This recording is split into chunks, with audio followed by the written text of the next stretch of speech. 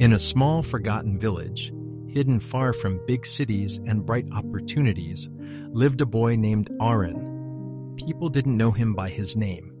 They knew him by his condition. The poor boy. The boy with empty pockets. The boy who will struggle all his life. Aaron was born into poverty so deep that it felt like a family tradition. His house was made of old bricks held together by mud and patience. When it rained, the roof leaked. When it was cold, the walls offered no protection. Hunger was not an occasional visitor. It was a permanent resident. His father died when Aaron was very young, leaving behind silence, debts, and responsibilities too heavy for a child.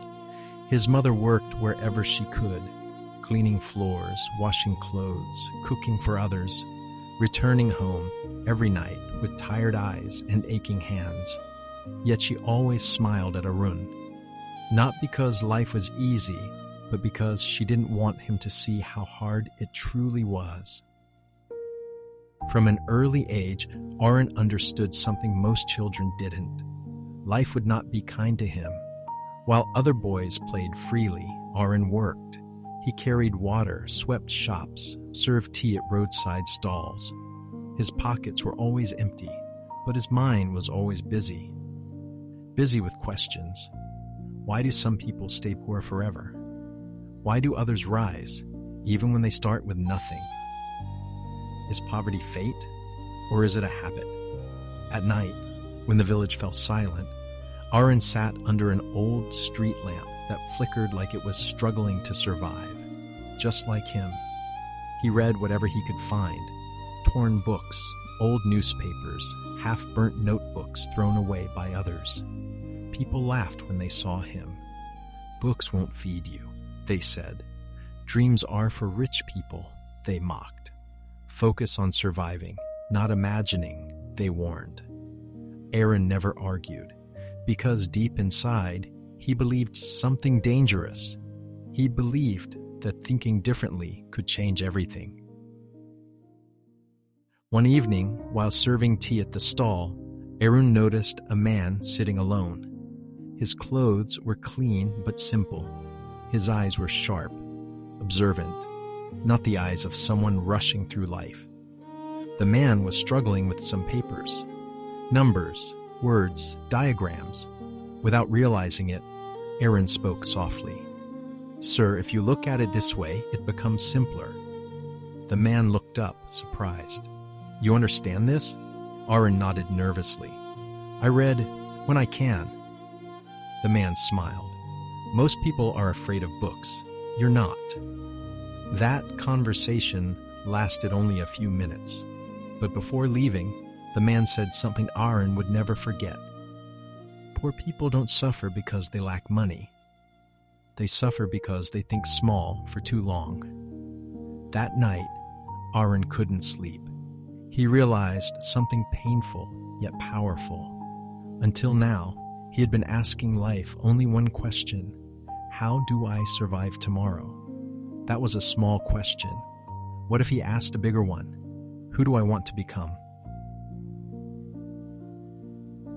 From that day, Aaron made a silent decision. He would not let his environment decide his limits. He woke up earlier than everyone else. He studied harder. He listened more. He observed successful people, not their wealth, but their habits, their mindset, their discipline. He learned that most people waited for motivation. Aaron learned to work without it. There were days he failed badly, days he felt stupid, days hunger returned stronger than hope, days when his mother cried quietly, thinking Aaron couldn't hear. But Aaron remembered one truth: empty pockets are temporary. A small mind is permanent. Years passed. Aaron left the village with no money, no connections, and no guarantees. He worked low-paying jobs during the day and studied at night. He failed exams. He lost opportunities. He was rejected more times than he could count. But something inside him refused to shrink. While others blamed luck, Aaron improved skills. While others complained, Aaron learned. While others rested in comfort zones, Aaron pushed forward in discomfort. Slowly, life began to respond, not with miracles, but with progress. Opportunities came quietly: a job offer, a mentor, a chance to prove himself. Aaron didn't become rich overnight. He didn't escape struggle instantly. But he outgrew fear. He outgrew excuses. He outgrew the version of himself that thought small. Years later, Aaron returned to his village, not to show wealth, but to share wisdom. He stood near the same street lamp where he once read in darkness. Children gathered around him, holding books instead of burdens. Someone asked, "How did you escape poverty?" Aaron smiled gently.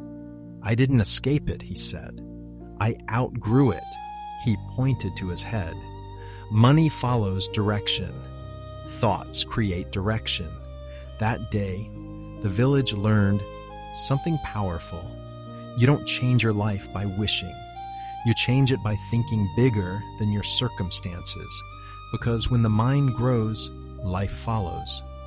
Closing message for viewers.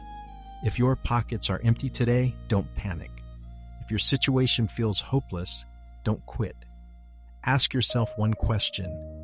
Am I thinking small because life is hard, or thinking big because life demands it? Your thoughts are the first step out.